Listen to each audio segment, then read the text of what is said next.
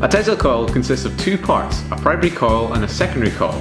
Each coil has its own capacitor, which is used to store electrical energy, and they are separated by a gap of air between the two electrodes that generates a spark of electricity. An outside source is used to power the whole system, usually the mains power supply. The Tesla coil transfers the 240 volts from the mains into 240,000 volts, producing a spectacular burst of electric current. It was invented by Nikola Tesla in 1891. He wanted to use it as a means to provide free electricity to the world.